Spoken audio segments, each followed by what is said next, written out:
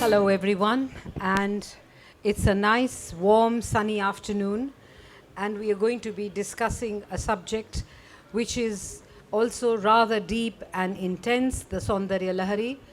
Um, I'm going to begin by asking Mani just the most basic question. What is this text? Which many people who are even worshippers of the Devi are not aware about it. So just in very simple terms, if you could give a little introduction to the text. Thank you. Thank you so much. I think that's really such a fundamental question. Many people want to know. Um, the focus has been so much on Gita, Upanishads, and Vedanta that some of the other texts of our heritage have sort of been in the shadows. The Saundarya Lahari is attributed to Adi Shankara. So probably composed in the 8th century. It has 100 shlokas in praise of Shakti. Of course, there's a lot more to that, but we will be discussing that in this conversation. In this, Shakti is presented as the ultimate power, the supreme, as Adi Parashakti basically. And she is Brahman as well as she is manifestation. It says Tvai Parinatayam Nahi Param. It presents the feminine power as the ultimate power of the universe and the reason and the cause for the creation and the dissolution, everything. That is the basic theme of Saundarya Lahari. It's a poem in two parts. The first part is from verse 1 to 41, which presents many of the concepts of a tradition that is now called Sri Vidya. It describes the Sri Chakra, which I don't know if you, the audience here is familiar with, but it's the 9 triangles. You have 4 Shiva triangles and 5 Shakti triangles within 2 enclosures of lotus petals, which is within 3 lines, which is within a square diagram.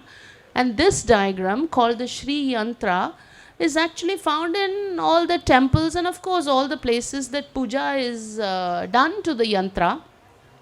The Sri Yantra is considered an iconic form of Devi. That is, it is the embodiment of Devi's Swarupa.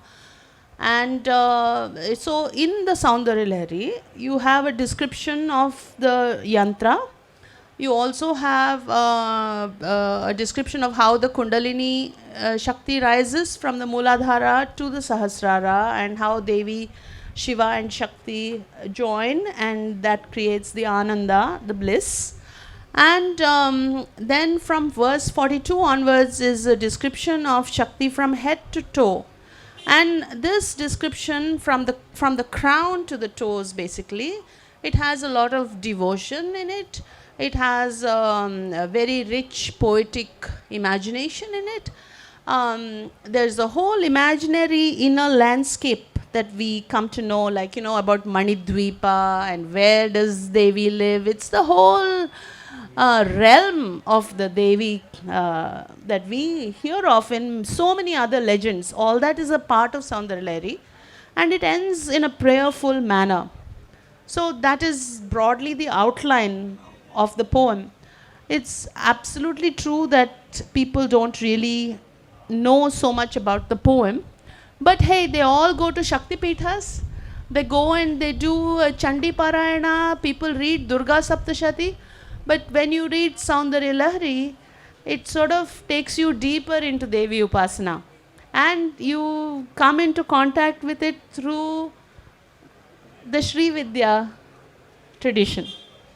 So I'm just going to ask you one thing. When you were talking of these 9 triangles and the yantra, the Devi yantra, which is very much part of every worship when you're doing a yagya or a havan, tell me, was it in Vedic times that this sacred diagram was present, or is it only with the Puranic period when the Devi Bhagavad Puran and different texts of the Devi started being collated, collected and written?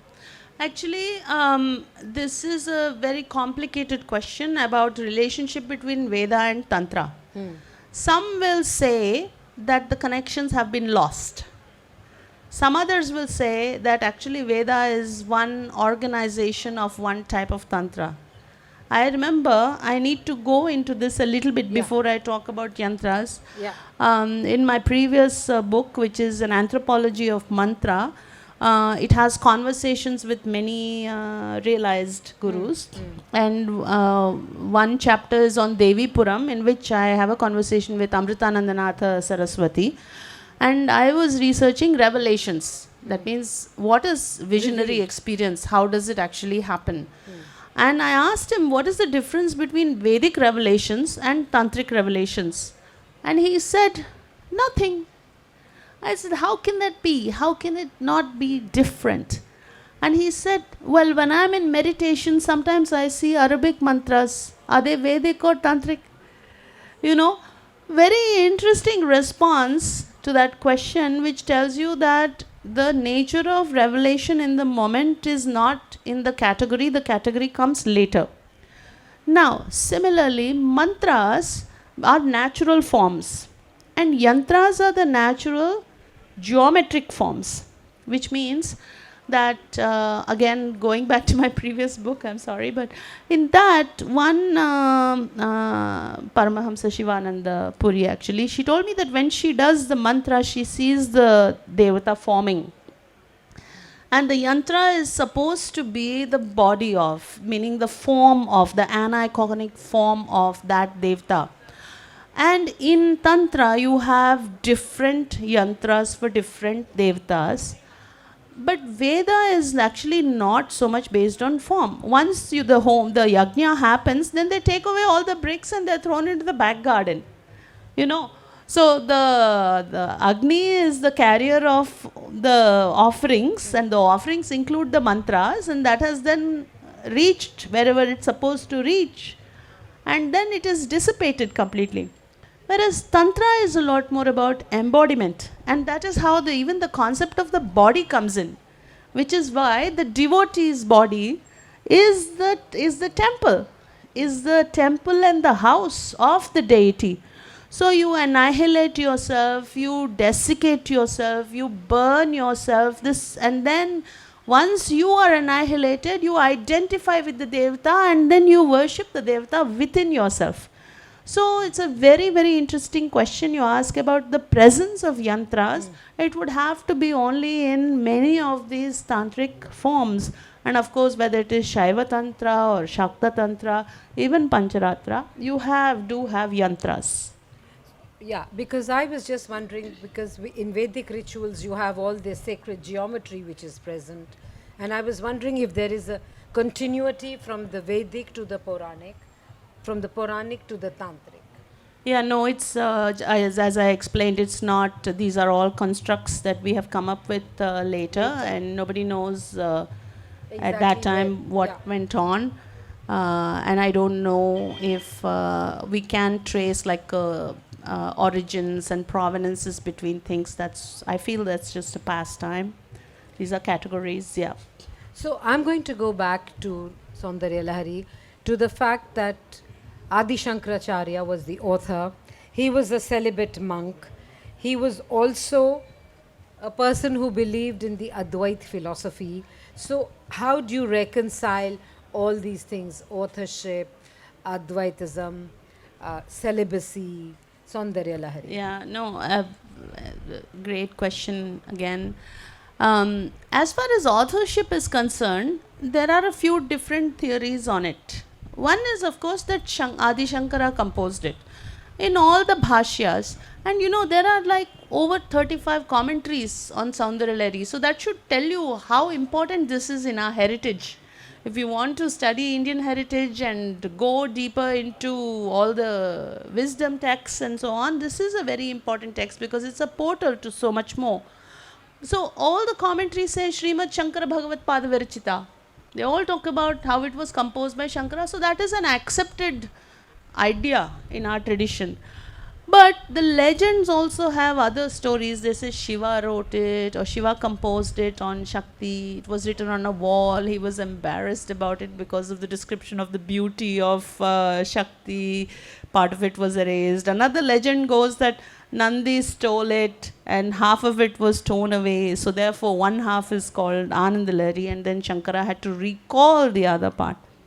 But for me, I think a very interesting way of understanding the answer to a question is to look for internal evidence. What is the internal evidence of the text? There is a verse, number 75, where it talks about how Dravida Shishu drank the breast milk of Devi and became a great composer of poetry.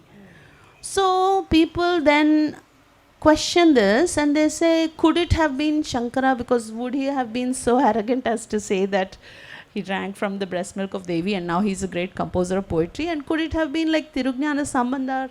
You know, that is one scholastic debate that occurs. That's all we can know about it. If you go to all the temples in South India, of course, you will see the yantra, you will read about in the Sthala Puranas about how the Sri Vidya is, the yantra, Sri yantra is being worshipped, etc. Now coming to the part about the celibate monk versus the description of the physical beauty of Devi. There are so many various levels at which you can take this question. Actually, when you look at the poems themselves, and that's why it's so important to read the text and not just hear about, oh, it describes the Devi, He always calls her Mata, Janani. He's calling her mother. He's saying, when will you have a compassionate glance on me? When can I drink the lac mixed water from your feet? Please look at me. I want to be one with you. There's so much of devotion and like pleading, which is really that of addressing the divine. That is number one. Next, even when the breasts are being described, the very next line is of Kumara and Ganesha suckling at the breasts. It is very much a part of the generative source. And in those days, there was not like a guilt or shame about the body. It is only a description of a perfect form. And if somebody feels that, oh, well, I can't now have contact with this him because it's like going to stimulate my desire or whatever, I think the problem is in the mind of the person who is responding to it like that. It depends on the bhava that you have. And then one last thing I'd like to say on this point of celibacy is, I talked about the many levels and layers at which it is. When you say breasts, they're described as heavy. Only the person who has the breast knows about the heaviness. Heaviness is the bhava, right? Or he talks about the sweat in the armpits, So this is actually the Devi bhava that the composer Shankara has already gotten into and is talking about the body from within. So when you actually read the poem, then you actually understand that at the level of the meaning, this is what it is and there is not really like a problem. Then the other part is, how is it that Advaita philosophy and then Dvaita, actually Tantra is Advaya, it is like about oneness and union. It is absolutely possible to have an intellectual understanding or a proposition of Advaita philosophy, and at the same time also have an experience of oneness with the deity. I guess Shankara would be the best person to answer that question in its detail, but we can guess how this may have been possible. Yeah. So now I want to ask you, who is Lalita? Tell us a little bit about Lalita, and also tell us, how does she appear? What is the manifestation? What are the various levels in which she is being expressed? Okay. So the deity in the Saundarya Lahari is Lalita Tripura Sundari. And Lalita, some of you may know, is the, in Prayag you have the Shakti Pita where Lalita is associated with. Lalita itself means one who plays, she who plays, So this is the cosmic play. In the legends, in Brahmanda Purana, Markandeya Purana, you have a lot of different stories. One of it is that when Shiva burns Kama to ash, when Kama goes to disturb Shiva, because the gods have told him that Only his Tarakasura, son can be killed. Only his son only can his son can kill the kill. demon. Yeah. Then Kama goes and shoots an arrow, which you know very well about this. You have done so much research on Kama. Then Kama is burnt to ash, and from that ash, Bhanda Asura rises. In order to kill Bhandasura, then Lalita is created out of a yajna that's done by the gods. And there is a whole elaborate description of how it is. And Lalita is basically the ultimate feminine power and embodies everything all within her. And in the Puranas, you have the description of the war, and you know, she has Mantrini and Dandanatha.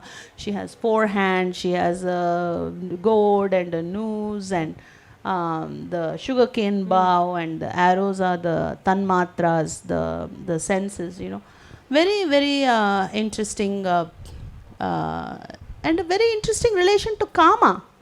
Wouldn't you say that? Yeah. Desire.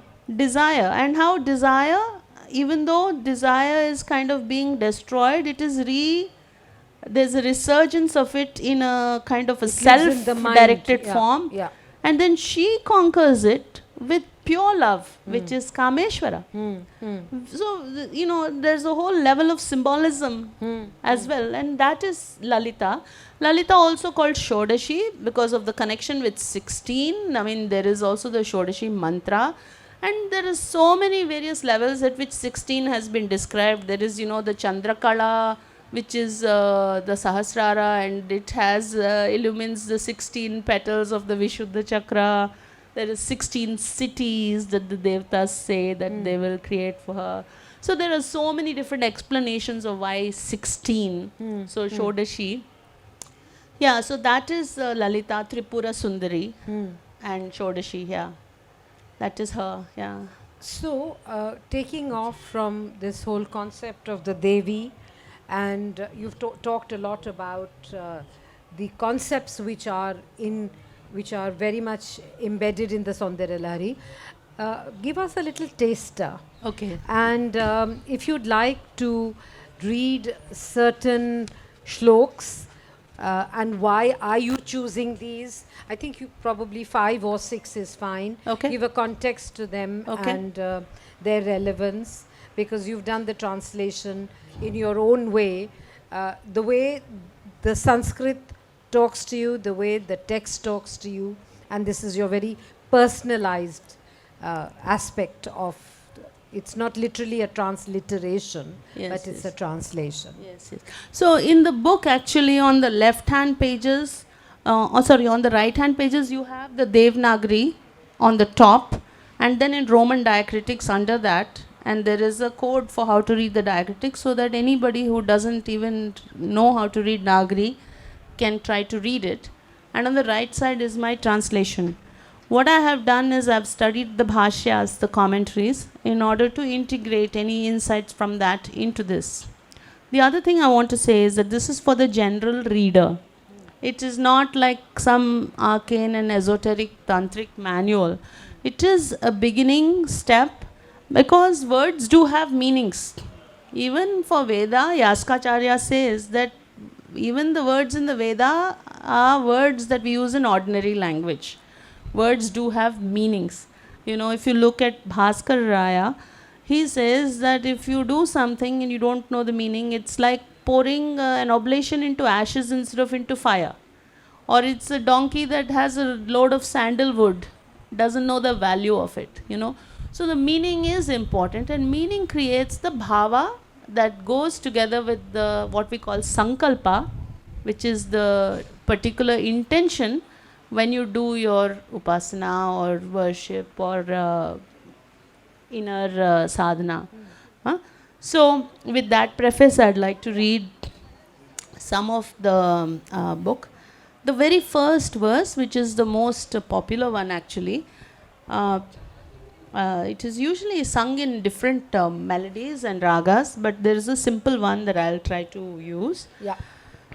Shivashaktya yukto yadi bhavati shakta prabhavitum na chedevam devo na khalu kushalas spanditum api अतस्त्वामाराध्यां हरिहरविरिञ्चादिभिरपि प्रणन्तुं स्तोतुं वा कथमकृतपुण्यप्रभवति. That is the very first verse. And this is the translation. Only when with her can he stir Shakti. She is Shiva's power. Even Shiva, who is a god, only prevails when paired with her.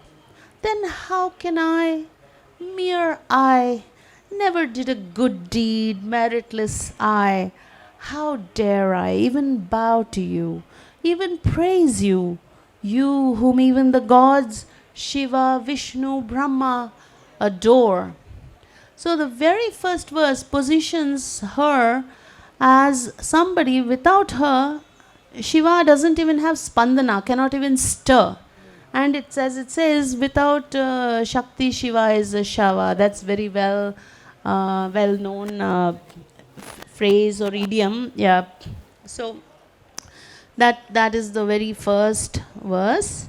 And then I would like to move to another verse. What I'd like to say about the choices I'm presenting now is I've chosen, like this one is the main concept, the very first verse. And some of you may know that many of the mantras in Saundarya Lahari, because actually they are mantras. It's called a mala mantra. Anything that is a longer mantra over 20 syllables sometimes gets called a mala mantra. And many of the shlokas are known for specific effects and results. So, there are verses which have Saraswatya Prayoga, meaning that it gives you wisdom or poetic skills.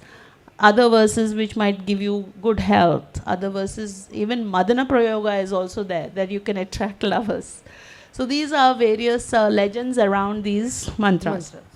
So this one is verse number 8. No, sorry, I'll do 17.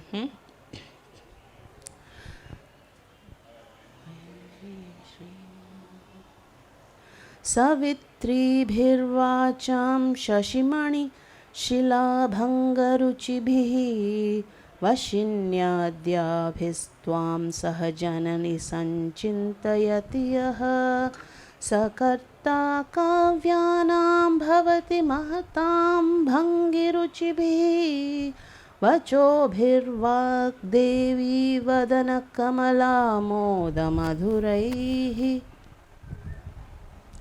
Mother, he who meditates on you with Vashini and cohort, deities of speech, who gleam like moonstone flakes, he becomes the composer of great, well-crafted poems, poems with the honeyed fragrance of the lotus-like mouth of the goddess of speech, Saraswati.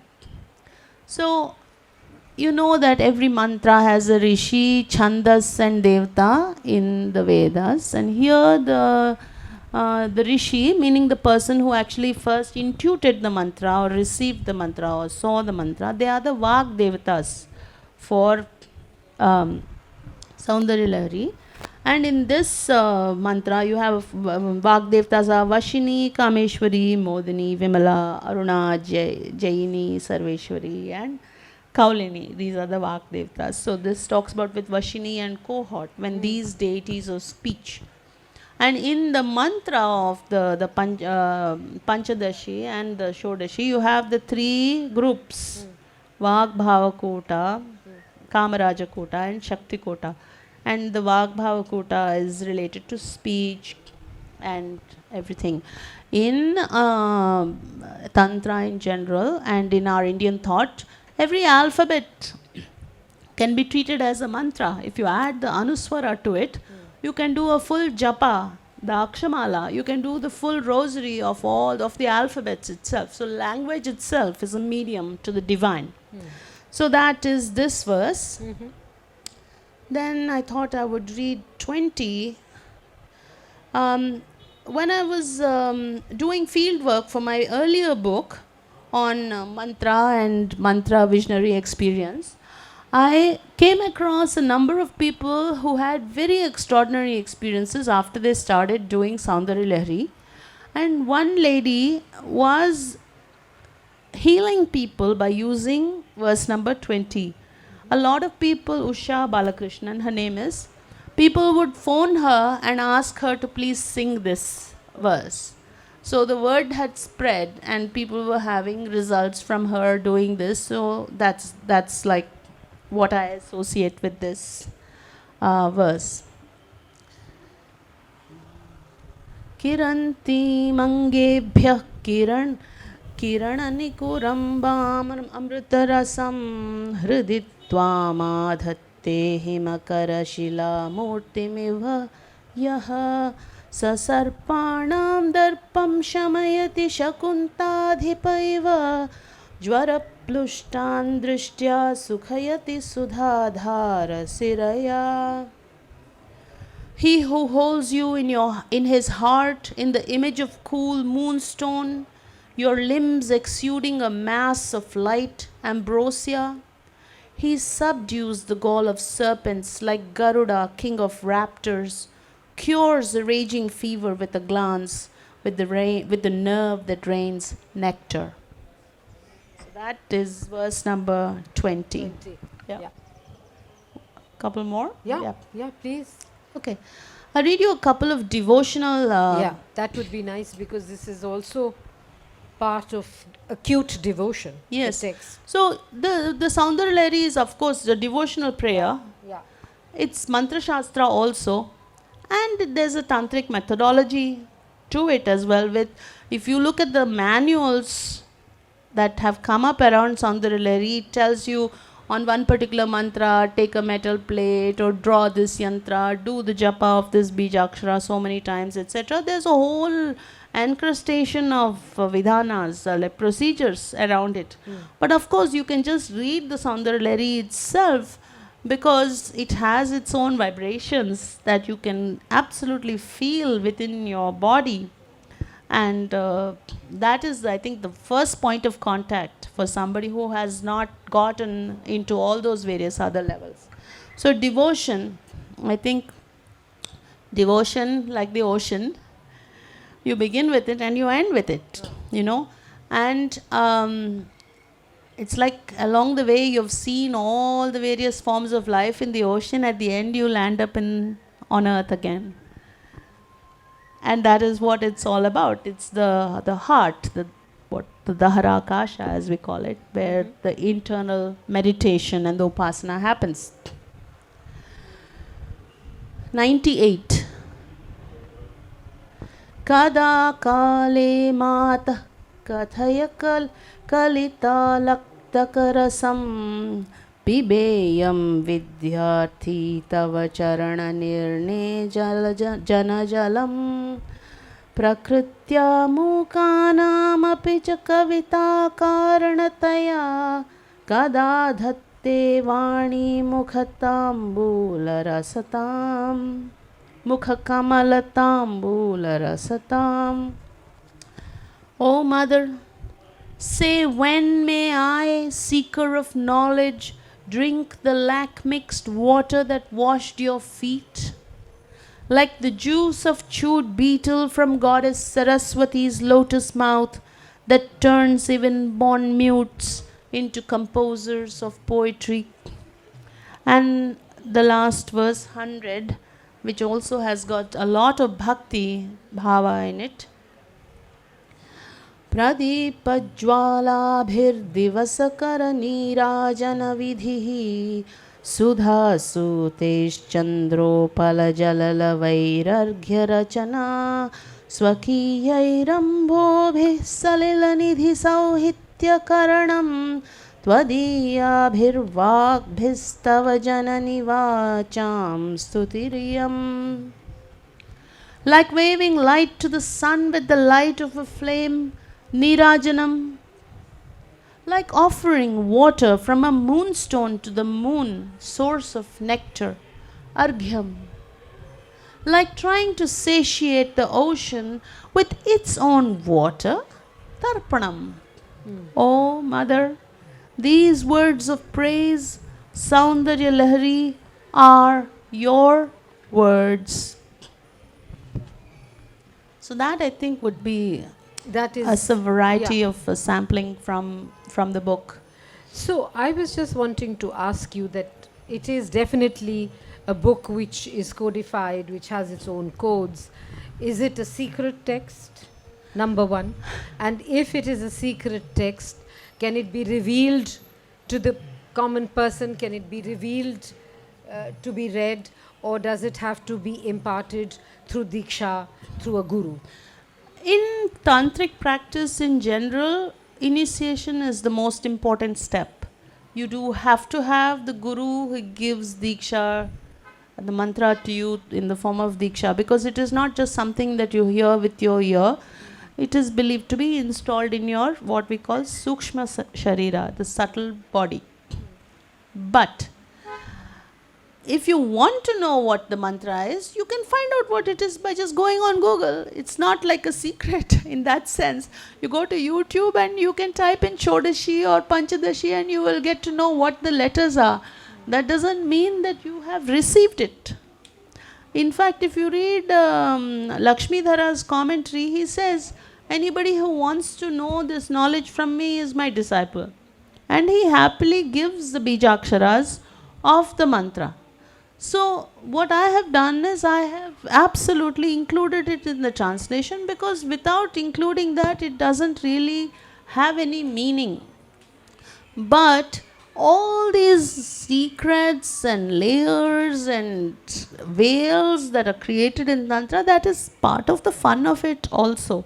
So I think, yes, you can know what is the Panchadashi if you read the translation. I've absolutely decoded it, where verse number 32 and 33 actually for example, 32 says, Shiva Shakti Kamak Kshitirata Ravishita Kiranaha Smaroham Sa Shakrastadanucha Paramara Harayah. But the translation is, Mother, linked by 3 hreems, these decoded syllables formulate the parts of your name. And then I've said what the entire mantra is, and I've explained it. Ka from Shiva, A from Shakti, E from love, La from earth, Hreem. And Ha from sun, Sa from moon, Ka from love, etc. So I've actually decoded it, which I've basically, translation is, I think, about communication. If I say Parvati and you don't understand who is Parvati, I need to say Shiva's consort Parvati. That is for me communication to the person. And in this case, the purpose being for the general reader, I have included that. So that means you haven't broken any code, you haven't revealed a secret which should not have been revealed. You are just communicating to the people, Yes. and in fact helping them if they want to be initiated to get into the process of initiation. No, I don't think that this will initiate anybody. No, get into They will the be process. informed about Yeah. the mantra here, but they do need to seek out a guru Yeah. who will initiate them But they will into have the a- mantra. No, my question was that Yeah. would they have a desire to get initiated? Yes. So this is like, like the ocean that we talked about. This is the wetting your toes. Wet your toes here. Then you may want to wade in deeper and go into it.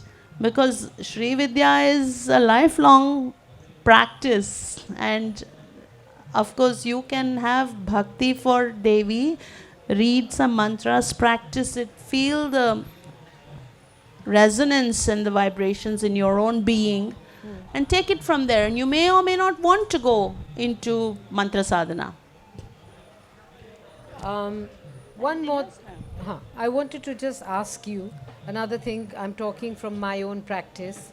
Uh, how much of a relationship is there between karma and the text of the Saundarya Lahari? Is there any relationship? Is there any connection? Is there uh, with Lalita? Because as we Yes, were yes. talking, you were mentioning about karma, which could be through the side glances. Is there a relationship? Actually, I mean, I will mention a couple of the things that are here. Kama comes up all the time. It is apangate labdva jagadida manango vijayate. You know, just the sidelong glance of Devi and Kama wins over the world. The whole legend is also about that. In fact, I think yesterday we were talking and you were telling me Shiva Purana has that whole thing about Sati asking for what happened. Parvati. I'm so sorry. Rati talking about what happened to my husband, and then he gives him the formless form of form. Ananga. Yeah. But here it is Devi who does that. In the Markandeya Purana and the Devi Purana, it is the Devi who does that, who says that go ahead and go and play with the world now. But you tell me, how does the desire in its various forms actually show up in all the karma sources that you have studied? Is there like a hierarchy of object karma, and karma is like the desire for moksha? How does that stack up? Well, when I look at karma, I go back to the mother of all texts, which is the Kama Sutra, where it says the four pillars of life, which is dharma, artha, kama, and moksha. Because according to the Hindu way of living, there is no day of reckoning. You ultimately transcend and go into moksha. How do you actually go into moksha? Is if the three pillars of dharma, artha, and kama are in judicious balance. So the balance is very important, and it is very important because in our belief, all the gods have their own consorts, and the aspect of desire and karma is very much part of the whole relationship, whether it is between the devas or it is in many ways even in bhakti, because you transcend karma. It is true that you achieve oneness with so you and even here, even in Saundarya Lahari, it is Shakti and Shiva. Yeah. It is the joining of the two. They are not without each other. It is like samayam yati iti samaya. They are samaya and samaya. They are the same. Their equivalence is what gives the transcendence and the bliss. And that is very important in this. It's not a competition between the polarities, but it is the oneness and the balance and the union of the polarities that takes you to the next level. Yeah, that's what Kalidas also says when he says Jagata Pitaru Vande Shiva Parvati. So this is very much, they are also the primordial parents, and no procreation can happen without this whole concept of going through the process of desire. Yeah. So Saundarya Lahari itself is a very holistic, organic text, but comes from a Shakt tradition. Yes. And therefore, it is the Devi who is bringing alive desire again, bringing alive from Kam to Kameshwar to Kameshwari. Whereas in the Shaivite text, they like to think it is Shiva. Who is so this is just a way of interpreting. Yes. So I think now I leave it open to the house if anybody wants to ask any questions or yeah. Mike,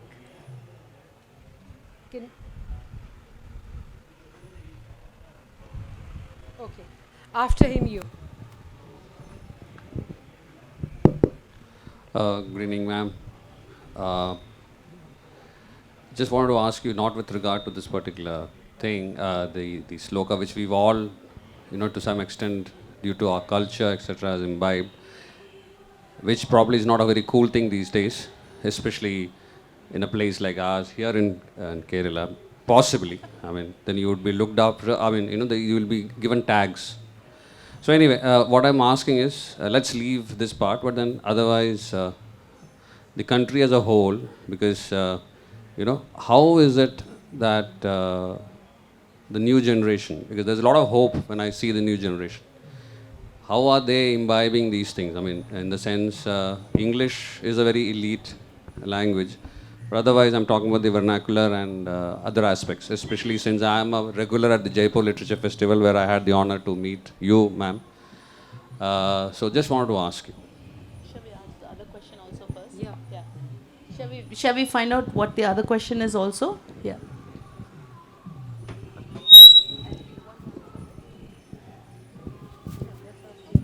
Good evening, ma'am. My question is, how do you find a right guru at this time period to initiate a diksha and practice tantra? Like as you said, it's an age-old process, and it takes a lifetime to get in oneness with the God. So how do you find the right gurus? I mean, we have a lot of pseudo gurus in this world at this point of time. So how do you find which one is the right one?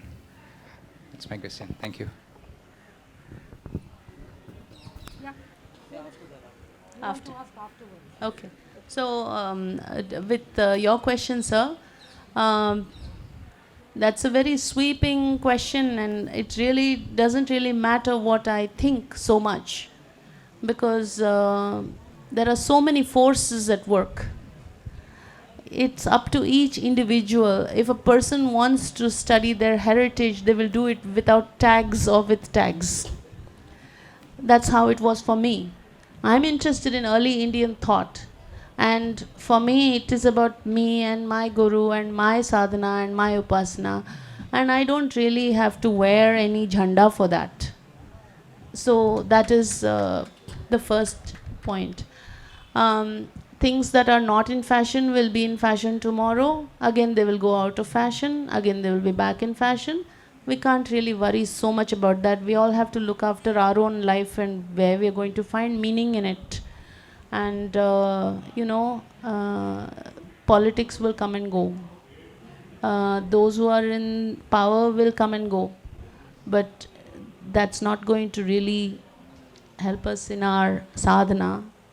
We have to see what we want. Whether we want to go in this direction, fine. Otherwise, there's so many other paths to choose from. There are so many different paths. They all lead to the same place. This was what I chose. The question about guru, I would say intense longing is what everybody says. And the guru shows up. The gurus are all around us, I believe, and that they're all watching us all the time. It's not like we are living in this world of our own strength. We are completely supported by so many forces around us and that are already taking care of us. But you want to have the experience of the presence of the guru, is what you're saying. Then intense longing, I believe, brings that guru to the fore. But after the session, maybe if you talk to me, I can tell you where you can look for getting Sri Vidya initiation or a few places. As far as false gurus are concerned, you already know who they are. The minute you see them and your reaction tells you no, you don't go there. So you cut that out. What attracts you and where the heart opens and where the heart swells, where you react like a chemical reaction, then you know that that's where you're going. I'll just add to what you said. While I agree with you that English is a very, very elitist language, it is very much part of the, colonial hangover that we have. But in some ways, it is also probably a language of communication. I'll just put it like that. And we have a very, very rich vernacular tradition, definitely. But there is one unifying thing in this country, whether it is north, south, east, or west, for whatever may be the historical reasons, English is a communicator. And through that, you can then delve into other things. Regarding the young and how they look at it, I think it all depends. I believe a lot in sanskaras. I believe a lot in nurturing, nature, nurture, all these are very important things. And I also, on the other hand, am a big optimist. I try to look at the more positive sides of things rather than, be a Cassandra and think of doom. Of course, we have a lot of challenges in our life, technology, looking at everybody. In fact, people these days have forgotten how to communicate. They're just WhatsApping all the time. And I think it's, as Mani said, it's the need of the individual, and it is definitely karma. It is definitely sanskara, and you don't know at what time the awakening comes from within. Your own experiences, your lived experiences of life, they shape your life, and they make you. Ultimately, I believe a lot in this Buddhist saying, Appodeepa bhava, you are the light within. And it is, as you go through this journey of life, what you read, how you read, what are your experiences, these are the filters in your life which really make the transformation. And I think finally, what I really believe is that you need grace. And if you have grace, life takes you in a direction. But the importance of grace is very important. I know it is very fashionable these days to not believe in God. That is one of the things. The rational mind does not believe in, this mumbo jumbo and mythologies and Puranic thought. They think it's, is it fact or imagination? There are lots of theories, and I'm open for people to follow their path. I'm open to disagree and agree. But for me, ultimately, you have to be a creature of faith. And if you have faith, then the grace happens. And when the grace happens, everything happens, because faith can move mountains. That's what I believe in.